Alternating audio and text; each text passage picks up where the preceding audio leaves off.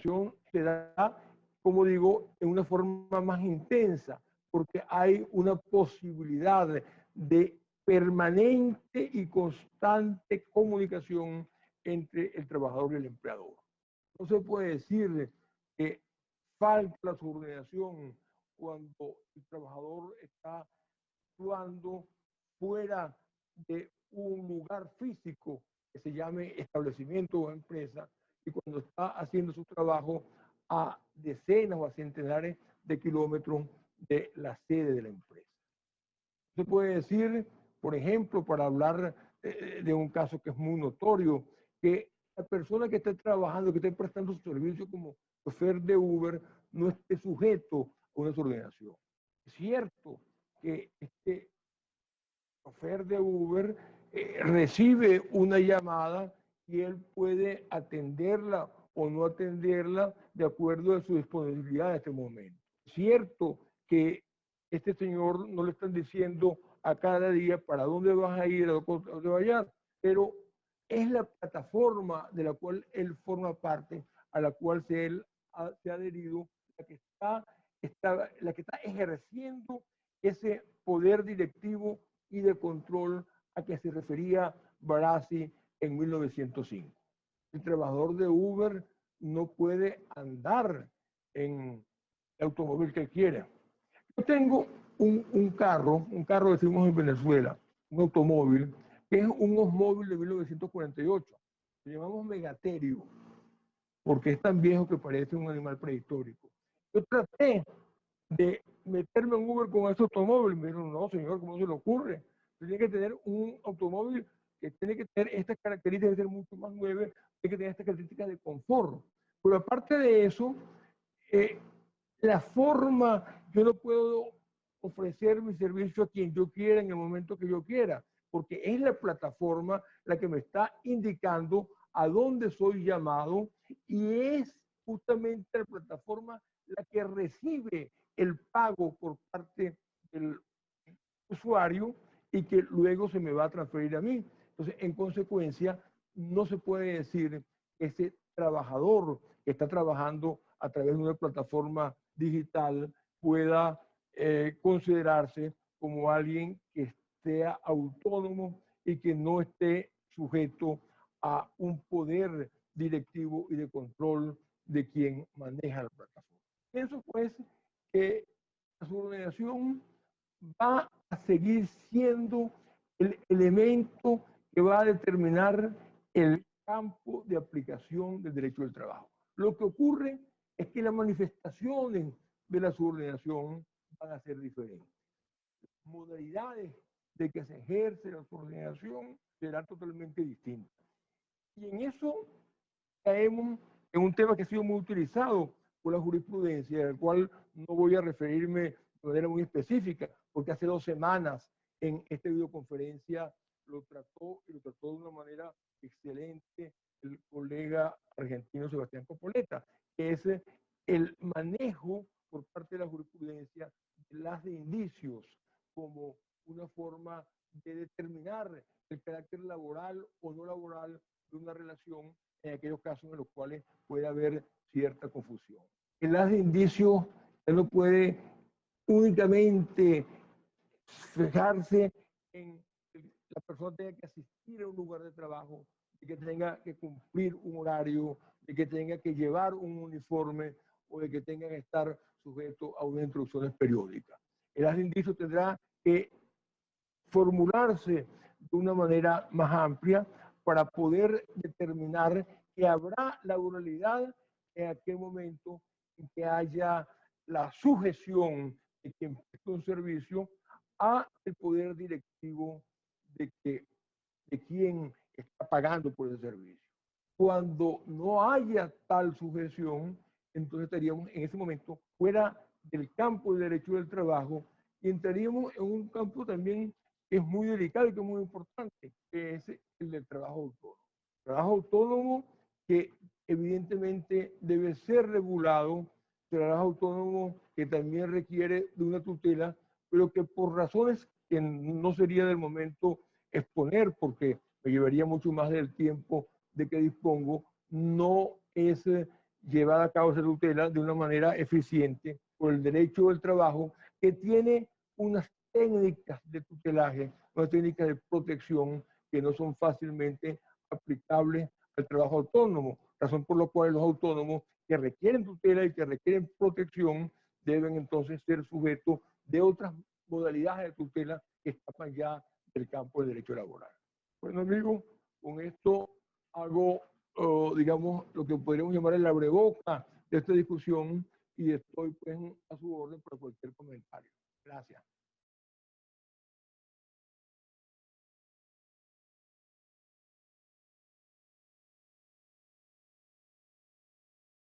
Muchas gracias al profesor Oscar Hernández por su disertación.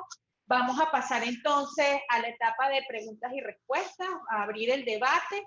Recuerden que pueden hacer sus preguntas o comentarios a través del chat de esta sala virtual. Por aquí tenemos una primera intervención que es de Milagros Saldivia, de acá de Venezuela. Ella indica lo siguiente: soy locutora profesional certificada y anteriormente en la cabina de las emisoras de radio estaban los locutores y en la parte técnica un operador de la consola de radio, y posteriormente este último fue sustituido por los ecualizadores y demás tecnologías de punta. E igual pasa con los programas televisivos, suplantando así tristemente la máquina al hombre.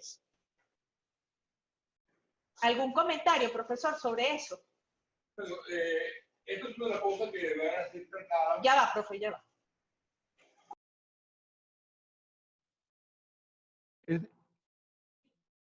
Estas son de las cosas que van a ser tratadas en el seminario que se va a abrir la próxima semana.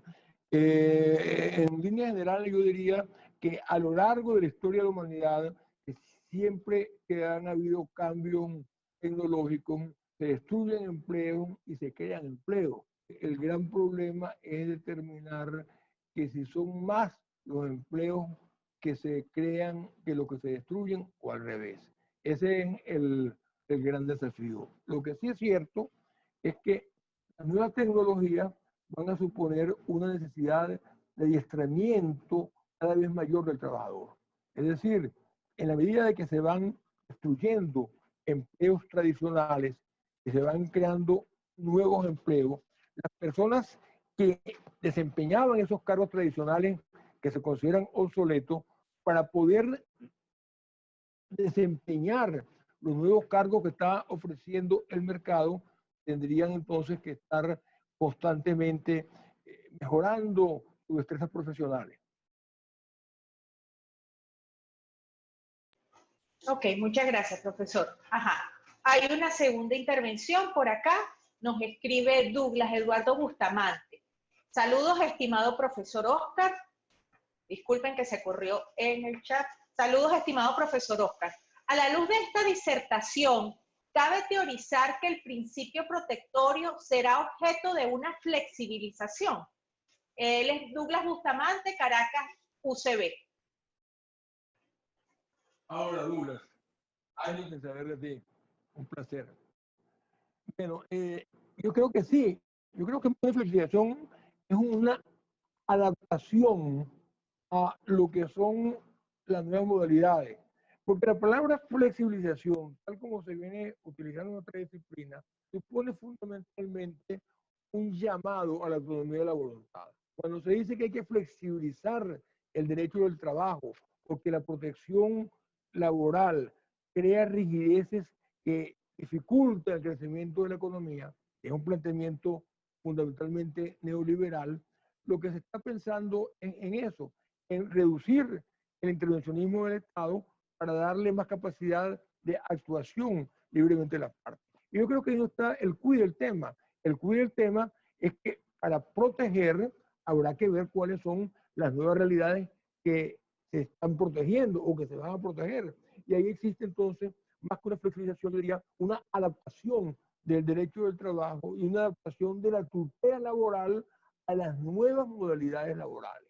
La tutela que requiere, digamos, un trabajador que lleva a cabo una labor de teletrabajo a cientos de kilómetros o a miles de kilómetros inclusive de la sede que la empresa por la cual presta servicio no va a ser la misma tutela que requiere, digamos, la persona que está trabajando justamente en ese sitio. Digamos, la secretaria o el portero, la oficina central, el cuartel central de esa empresa que tiene trabajadores a lo largo del mundo y que se comunica con ellos a través de estas vías que estamos haciendo nosotros.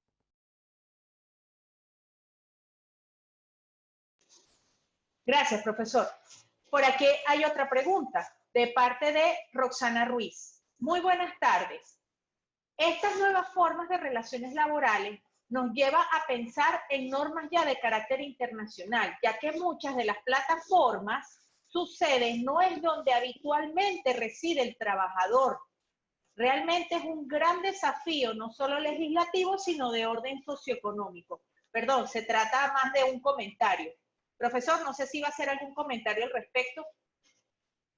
Sí, simplemente que la internacionalización del derecho del trabajo ha sido un tema que se planteó desde el mismo momento de su nacimiento, porque desde que comenzaron a nacer las normas laborales, se planteó el tema de que si un Estado establecía normas laborales que protegían al trabajador y que creaban costos adicionales y el Estado vecino no lo hacía, entonces iba a crear una competencia desleal. O sea que ese tema de la internacionalización es, digamos, innato al derecho del trabajo y que evidentemente en la época actual tendrá que tener más fuerza, porque es que en todos los aspectos de la economía, en todos los aspectos de la política, en todos los aspectos de la cultura, en todos los aspectos, digamos, de la vida humana, la realidad del siglo XXI supone que las fronteras cada día están más diluidas y supone que la actividad del ser humano es cada vez más internacional y menos territorial.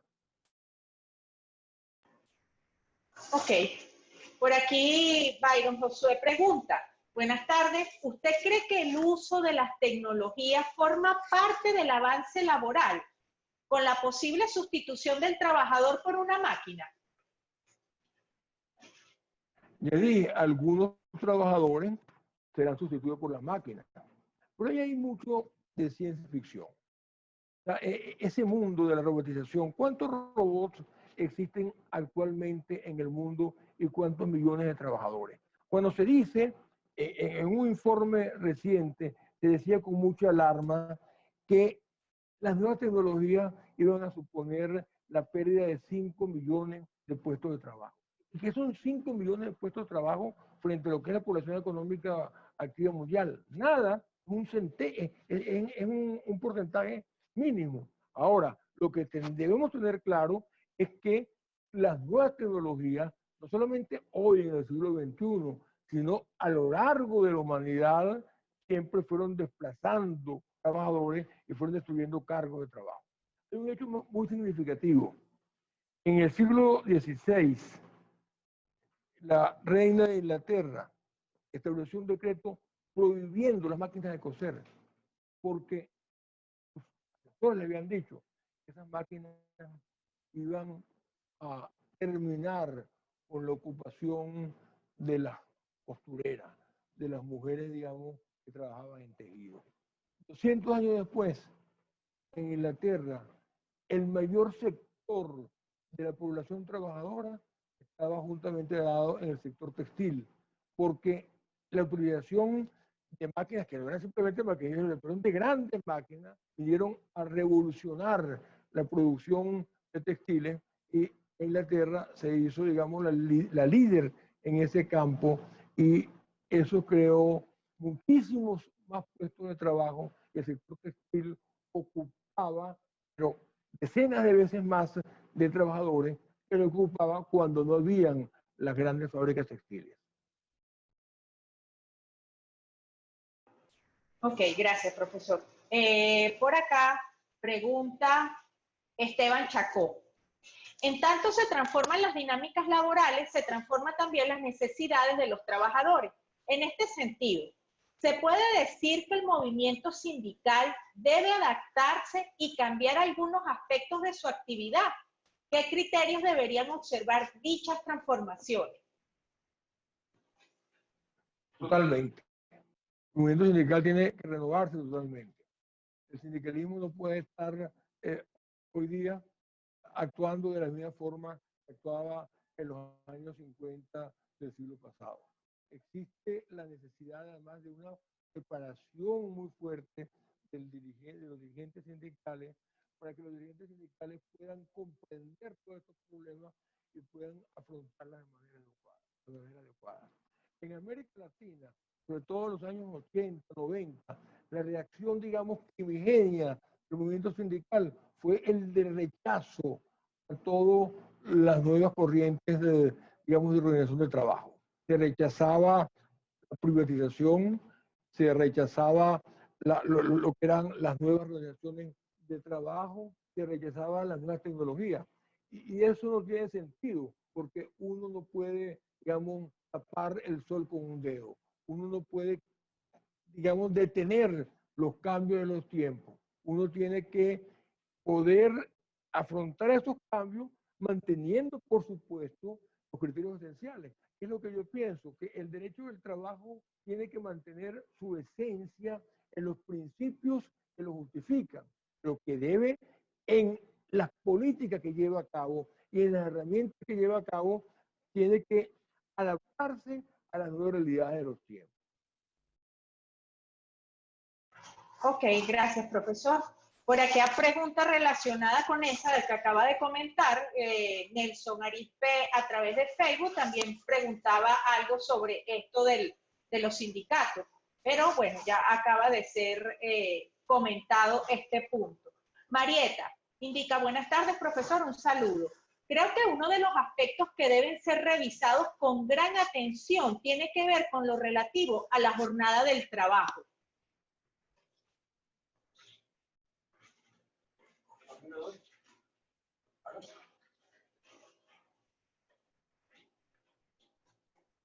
Sí, justamente es que la jornada de trabajo siempre ha sido, dentro de todas las instituciones de derecho del trabajo, la que ha estado sujeta a una mayor flexibilidad. Porque la jornada de trabajo, no de ahorita, de siempre, tenía, digamos, dos aspectos. Uno que es el establecimiento de una jornada máxima de trabajo, la clásica jornada de 8 horas diarias, 48 máximo a la semana, y al lado de ese establecimiento, cantidades de excepciones que ya existían en los años 50, en los años 60. Están en todos nuestros códigos, nuestras leyes laborales. Pues bien, las nuevas necesidades plantean, por supuesto, una flexibilización mayor de la jornada de trabajo. ¿Cómo se le va a establecer una jornada de tal hora a un trabajador que está fuera de la empresa?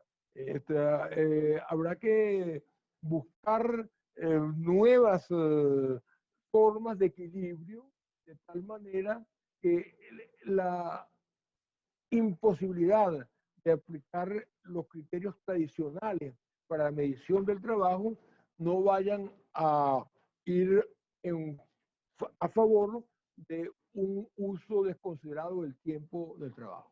El todo está en la definición del concepto de tiempo de trabajo. O sea, el tiempo de trabajo como tiempo que tiene la persona a disposición del empleador. Y entonces, ¿cómo se va a regular esto en las nuevas formas organizativas del trabajo? Va a suponer, o está suponiendo desde ya, un ejercicio de imaginación por parte de los laboralistas. Ok, gracias, profe. Por acá nos pregunta Andrea Vega. Buenas tardes. ¿Cómo se puede ver afectado el principio indubio pro operario con estos cambios tecnológicos? Yo creo que no tiene nada que ver.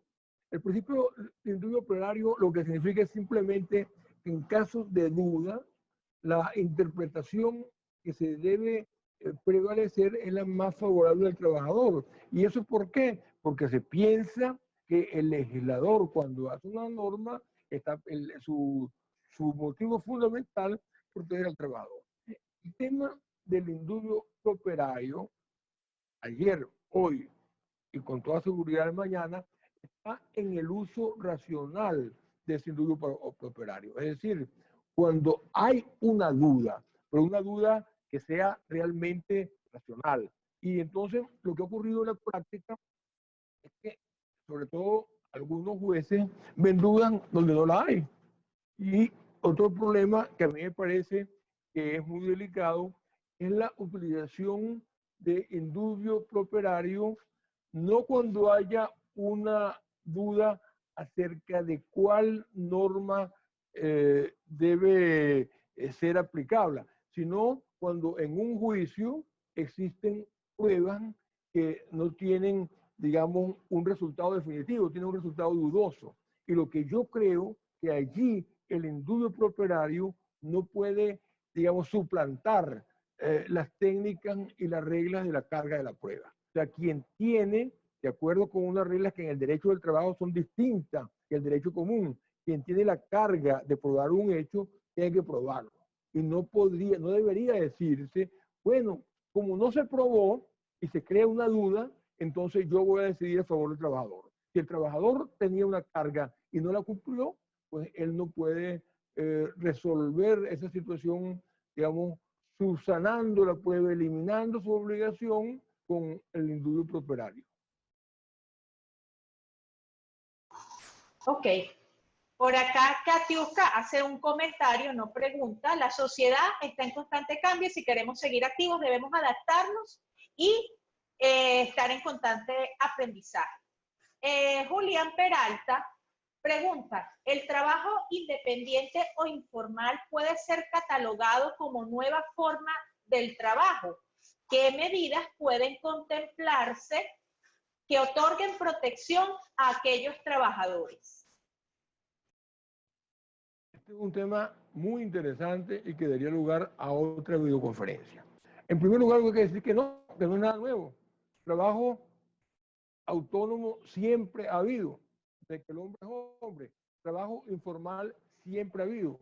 Lo que ocurre, por razones no tecnológicas, por razones, digamos, económicas fundamentalmente, es que el trabajo informal ha ido, digamos, creciendo, sobre todo en algunas regiones del mundo, específicamente en América Latina, como promedio, el trabajo informal abarca más o menos el 50% de la población económica activa.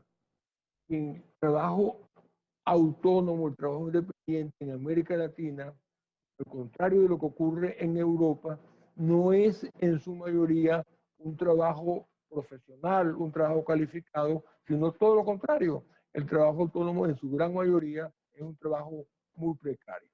Evidentemente, esta preponderancia del trabajo informal da lugar a que un sector mayoritario de la población no tenga la protección del derecho del trabajo. Y eso crea, a mi manera de ver, la inquietud más grande o el desafío más grande que tiene el derecho del trabajo o que tiene, mejor dicho, la política social hoy día. El desafío más grande no es el de las nuevas tecnologías, el desafío más grande no es el cambio organizativo de las empresas, el desafío más grande es que hay un 50% al menos de la población activa mundial que no tiene acceso a la protección del derecho del trabajo.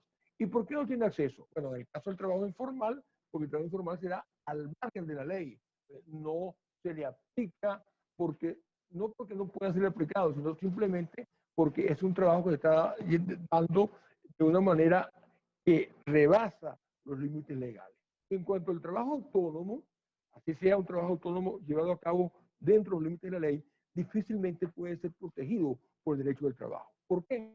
Porque la técnica de protección del derecho del trabajo es una técnica obligacionista, tomada del derecho civil. Esa técnica lo que supone es que el derecho laboral, para proteger a un trabajador, le impone cargas, le impone obligaciones a un patrono.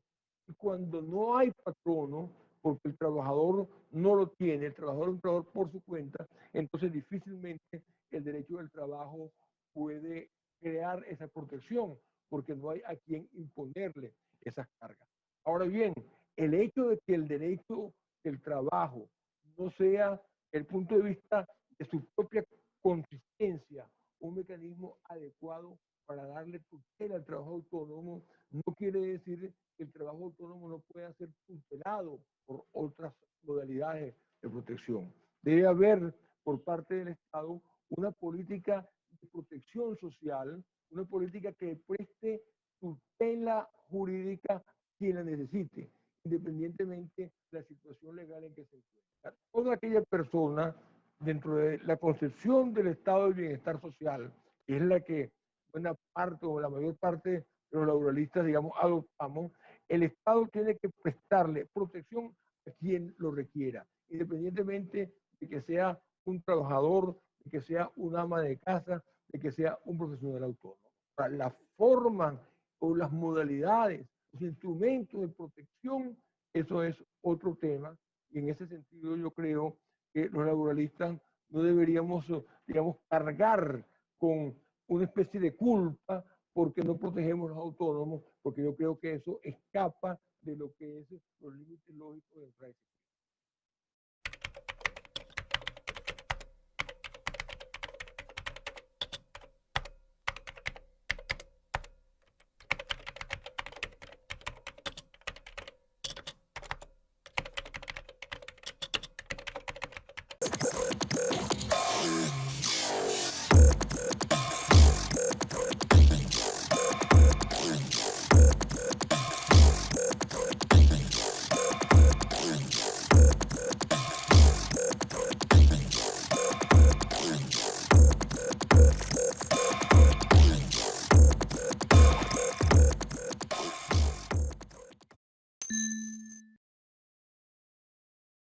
Procedo a leer un comentario y luego una pregunta.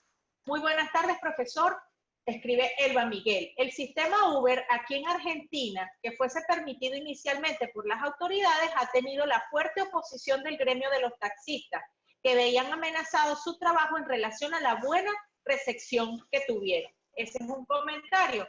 Ahora una pregunta de Raúl Jiménez. Profesor, ¿cree usted que el derecho laboral está reconociendo y tutelando correctamente los aportes de los trabajadores a los procesos productivos con especial referencia a los avances tecnológicos? Gracias y salud. Bueno, es que el tema del derecho laboral no es tanto como el de reconocer los aportes de los trabajadores. La función del derecho del trabajador, del derecho del trabajo, es mantener un equilibrio. El derecho del trabajo tiene una función social. Para eso se creó y para eso existe. Y esa función social es mantener un equilibrio entre capital y trabajo.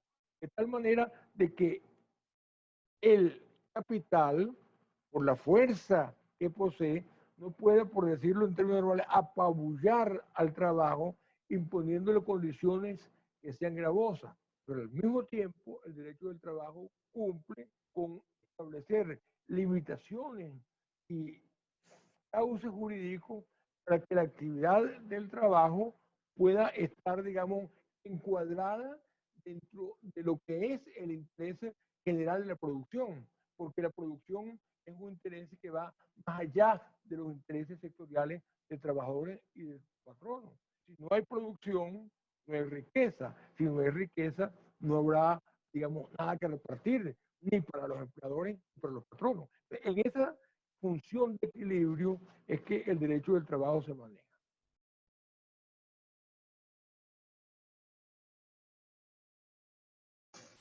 Ok, por acá nos escribe Vicente Romero. ¿Usted cree que la tutela que ejerce el Estado en protección del trabajador desaparece en la medida que se desarrolla la producción ante el avance de la ciencia y la tecnología?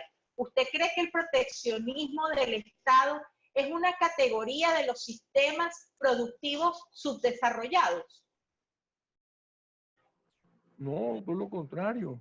Mientras un Estado esté más desarrollado, tiene mayor capacidad de proteger a todos sus ciudadanos, no solamente a los trabajadores, a todos los ciudadanos. O sea, el desarrollo económico parte de la base de que exista un equilibrio social, de que las distintas fuerzas que integran la sociedad puedan vivir, puedan coexistir, digamos, de una manera adecuada, sin que se realicen, digamos, enfrentamientos que puedan, digamos, poner en crisis ese coeficiente social. Y eso era lo que ocurría a mitad del siglo XIX, cuando el capitalismo crece enormemente, cuando se crean, digamos, empresas que tienen una producción antes nunca visto, pero cuando los centenares de miles de trabajadores que ingresaban a esas empresas tenían realmente unas condiciones de miseria.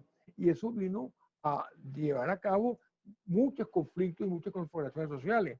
Justamente el derecho del trabajo, en la medida que se fue desarrollando a finales del siglo XIX, el principio del siglo XX, lo que logra es establecer un equilibrio que va a facilitar ese desarrollo económico. Y mientras más paz social haya, mientras haya más gobernabilidad dentro de las empresas, podrá ser más factible que esas empresas aumenten las condiciones de su producción. Ok, gracias, profesor. ¿Podría considerarse que estamos ante la extinción o desnaturalización del derecho del trabajo? Pregunta Julián Peralta. O por el contrario, atendiendo el mutatis mutandi, ¿el derecho del trabajo está evolucionando? Claro, yo soy de los que piensa que el derecho del trabajo no va a desaparecer, que está desapareciendo, tiene que adaptarse. Es decir, uno puede enfocar, digamos, la regulación del trabajo en el siglo XXI pensando en los modelos laborales que existían en el siglo XIX. Eso es obvio. Lo que yo creo es que la esencia del derecho del trabajo no cambia, o en todo caso no debería cambiar, porque es un ordenamiento jurídico que se ha realizado, como decía, para lograr un tipo de equilibrio que no se va a lograr de ninguna manera si este ordenamiento desaparece y se le da campo a que las partes de manera autónoma, sin intervención de nadie, establezcan las regulaciones de las condiciones de trabajo.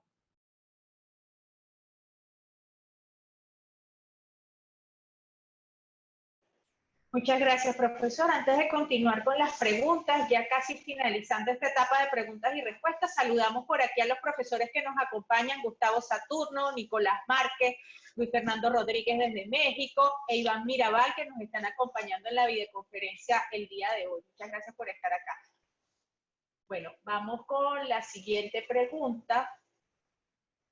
Aquí un usuario que está indicado con Galaxy S5, no nos indicó su nombre y país, suponemos que es Venezuela, nos indica: con base a su exposición, ¿estará la relación laboral dependiente sujeta únicamente en la dependencia de un pago cada cierto plazo y en determinadas horas? ¿Cuáles serían los elementos necesarios para determinar las nuevas relaciones de trabajo? ¿Qué sucedería con los beneficios extrasalarios generados por la relación laboral, como el beneficio de alimentación y el pago al seguro social, por ejemplo, entre otros? La relación laboral se sigue manteniendo más allá de los cambios organizativos y tecnológicos que existen en la actualidad y lo que se vislumbra en el futuro en los tres elementos, digamos, constitutivos fundamentales, que son la prestación de servicio, la dependencia y la remuneración. Ahora, la remuneración en aquella cantidad de dinero que se le paga al trabajador en su condición de tal y como consecuencia de formar parte de la relación de trabajo. Evidentemente, por políticas sociales de los gobiernos, el trabajador recibe cantidades de dinero que son distintas de lo que es, digamos, una relación de trabajo. Por ejemplo, aquí en Venezuela, eso los que no son venezolanos no lo van a entender, en estos días nos están dando una cosa que llaman bono de carnaval. El gobierno venezolano es un gobierno que está arruinado y ahora más todavía porque con las sanciones económicas que tiene, ni siquiera tiene petróleo para vender. Sin embargo, nos da a cada uno de los venezolanos un pago adicional que equivale más o menos a un salario mínimo para que disfrutemos el carnaval, supuestamente. Entonces, ese bono de carnaval lo paga el gobierno, evidentemente no forma parte de la remuneración. En cuanto a lo que señala usted de la seguridad social, eso es otra cosa. La seguridad social, cuando hace pago en virtud de que se han dado ciertos riesgos, ciertas circunstancias que determinan que el asegurado requiere de una cantidad de dinero para poder atender esas circunstancias. Y eso está establecido dentro del sistema de la seguridad social. Ok, muy bien. Por aquí leo dos preguntas más. A una interesante intervención que hace por aquí Susana desde Chile. Buenas tardes, profesor. Históricamente las industrias se han ido transformando y cambiando, así como ha cambiado las formas de negociación laboral y el contrato social al respecto. Sin embargo, las políticas públicas deben seguir protegiendo a los trabajadores y las trabajadoras. En Chile, la flexibilidad laboral ha sido una bandera de lucha de los gobiernos neoliberales y se busca modificar las condiciones laborales de los jóvenes y aumentar la edad de jubilación de la mujer. Debe haber adaptación al cambio, pero ¿cuál es el límite? ¿Hay límite? No solamente los gobiernos neoliberales de Chile, sino eso es, digamos, todo el pensamiento neoliberal del mundo, que ha influenciado inclusive en gobiernos que no son de esa tendencia. Recuerden ustedes, en América Latina, por ejemplo, gobierno de Menem, que al menos desde el punto de vista de su origen político no podía considerarse neoliberal. Un análisis objetivo no podría decir que el justicialismo argentino corresponda, digamos, a lo que uno llama neoliberalismo. Sin embargo, las reformas que se realizaron en ese momento en la Argentina eran totalmente neoliberales. Hace 4 o 5 años, cuando estaba en el gobierno, el Partido Socialista Obrero Español, hubo una reforma de la legislación que atendía fundamentalmente esas consignas neoliberales. Es decir, el neoliberalismo está dando una batalla y esa batalla es la batalla del retorno a la autonomía de la voluntad. Ahora, dentro del neoliberalismo hay sectores más moderados y hay sectores que son más extremos. Para esos sectores que son más extremos no existen los límites que usted plantea. O sea, esos sectores más extremos lo que persiguen, más que la flexibilización del derecho del trabajo, es la desregulación del trabajo. Es decir, que no haya reglas imperativas en el trabajo, sino que sean las partes las que autónomamente establezcan su manera, la forma, digamos, de regular las condiciones de trabajo. Bueno, esa es la gran lucha que está dada hoy día, y para mí es una lucha ideológica entre quienes piensan que hay que darle toda la prevalencia al mercado, porque piensan que el mercado es lo más eficiente para el buen gobierno de la sociedad, y entre quienes pensamos que el estado del bienestar, que costó mucho trabajo construirlo a lo largo del siglo XX, es más adecuado para que dentro de la sociedad se viva con justicia y con equidad. Ok, gracias, profesor. Por aquí, Katiuska Vázquez, de acá de Venezuela, claro, nos hace una pregunta un poquito difícil en estos momentos, nos indica lo siguiente: ante la situación económica, social y política del país, ¿cómo hace una empresa en Venezuela para fomentar la estabilidad laboral a futuro, para no sacrificar a los empleados ni la existencia de la misma? Bueno, es un problema muy coyuntural, porque en Venezuela tenemos pues, una gran crisis económica y entonces evidentemente, digamos, en un ambiente como el que tenemos, estamos aquí en Barquisimeto nosotros, pero nuestro auditorio es internacional, pues es difícil el que las personas que están fuera entiendan lo que estamos viviendo. El problema en Venezuela es que hay, digamos, una contracción muy grande de la economía, una contracción como nunca ha existido en un país latinoamericano que no haya sufrido ninguna guerra. Existe una gran hiperinflación, la más alta del mundo, y en esa circunstancia, evidentemente, es imposible no solamente que la empresa mantenga estabilidad a los trabajadores, sino que una empresa pueda hacer planes a largo plazo. Y por eso es que se ha dado en nuestro país, en estas circunstancias, digamos, un cierre tremendo de empresas. Más de la mitad de las empresas han cerrado, buena parte de ellas han reducido la producción de Venezuela está muy por encima y por supuesto, en estas condiciones no se puede pensar en que realmente se le esté dando una garantía de estabilidad a los trabajadores, aun cuando las leyes de estabilidad de Venezuela son las más rígidas de la región. En Venezuela no se puede despedir a un trabajador si no se lleva a cabo un procedimiento previo ante la Inspectoría del Trabajo. En Venezuela, eso lo sabemos los venezolanos, pero quizás no tienen conocimiento de ello los oyentes que están en otros países, en Venezuela no se puede hacer ni siquiera un procedimiento de reducción de personal por razones económicas. Siempre hay que partir de que para poder despedir a un trabajador o para poder reducir, digamos, la plantilla de una empresa que está en crisis, hay que pedirle permiso al inspector del trabajo, que normalmente no lo da. Entonces, lo que está ocurriendo es una solución, digamos, alternativa.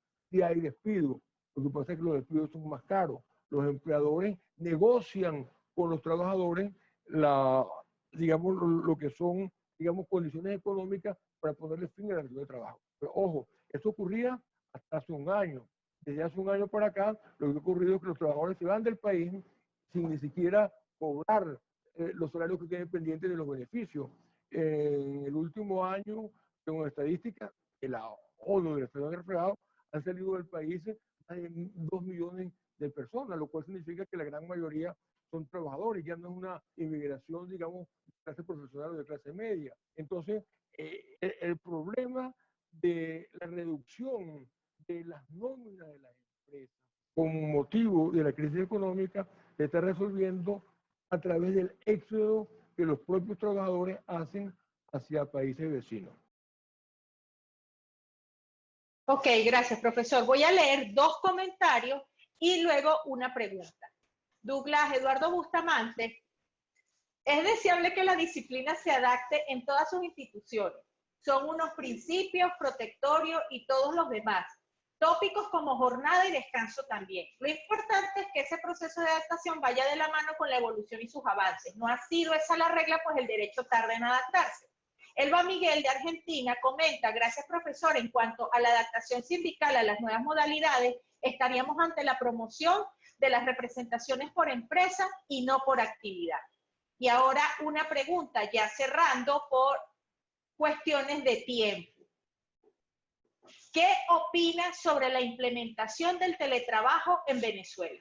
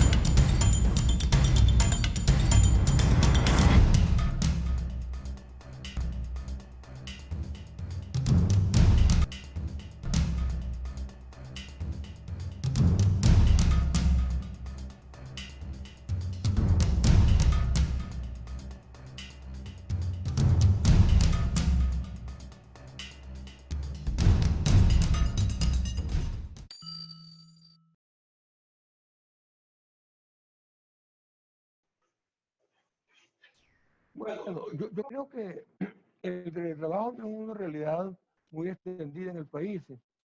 Yo creo, primero no hay estadísticas, pero bueno, uno que está metido en el mundo laboral se puede dar cuenta de qué tan importante es el fenómeno. Y hace 20 o 30 años se hacían, digamos, perspectivas de que el teletrabajo iba a ser una modalidad que iba a ser preponderante y que iba a haber, digamos, un gran desplazamiento de los trabajadores de la empresa que estaban, digamos, en el centro empresarial propiamente dicho, hasta trabajadores que estaban fuera a través del teletrabajo. Ese gran desplazamiento no lo ha habido. Existen, digamos, sectores en los cuales eso se da con mayor frecuencia, pero no creo que sea un fenómeno importante en el país. El fenómeno más importante del país es el trabajo informal.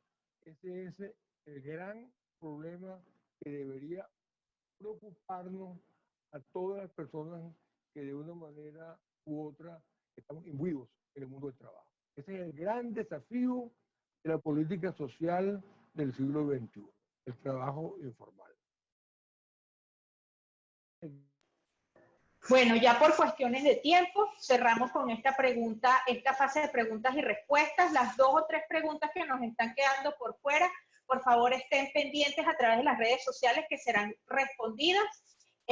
Muchísimas gracias a todos por haber estado aquí en la tarde de hoy, habernos acompañado en esta videoconferencia sobre este interesante tema que es el futuro del derecho del trabajo. Gracias al profesor Oscar Hernández Álvarez por su amable disposición. Siempre presto a ilustrarnos sobre estos temas. Por acá varias personas dan su comentario positivo y agradecen su ilustración. Muchas gracias a todos. Con esto nos despedimos. Disculpen los inconvenientes técnicos que tuvimos en la tarde de hoy. Tenemos ciertos problemas con el internet acá en Venezuela, pero bueno, esperamos haber contribuido de alguna forma con la información para ustedes. Recuerden seguirnos a través de las redes sociales de Universitas Fundación en Facebook, en Instagram y en Twitter. Ha sido de verdad un gran placer para mí y nos vemos en una próxima oportunidad hasta el próximo jueves. Adiós.